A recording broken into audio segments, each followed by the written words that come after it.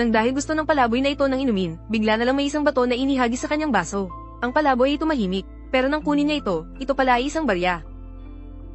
Kaya't siya ay pumunta sa tindahan ng kape. Kinuha niya ang tambak ng mga sinsilyo at inilagay ito sa ibabaw ng mesa, pagkatapos ay umorder ng isang tasa ng kape. Habang tinitingnan ng tinapay sa harap niya, tumagas ang laway ng palaboy.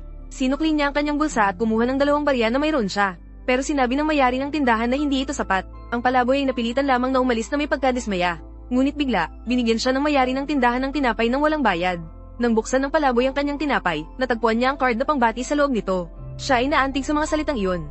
Ang palaboy ay pumunta sa tindahan ng kape araw-araw para bumili ng kape at makakuha ng libreng tinapay. Hanggang sa wakas, ang palaboy at ang may-ari ng tindahan ay naging magkaibigan. Nanood sila ng laro ng bola at nagkwentuhan ng magkasama. Ngunit isang araw, nang siya ay dumating sa tindahan, natagpuan niya na nakasara ang tindahan ng kape. Ang palaboy ay malungkot at hindi alam kung paano makakatulong. At eksakto nang ang may-ari ng tindahan ay magtatangkang isara ang negosyo. Dinala ng palaboy ang lahat ng kanyang mga kaibigang palaboy at bawat isa sa kanila ay nagbigay ng lahat ng barya na mayroon sila.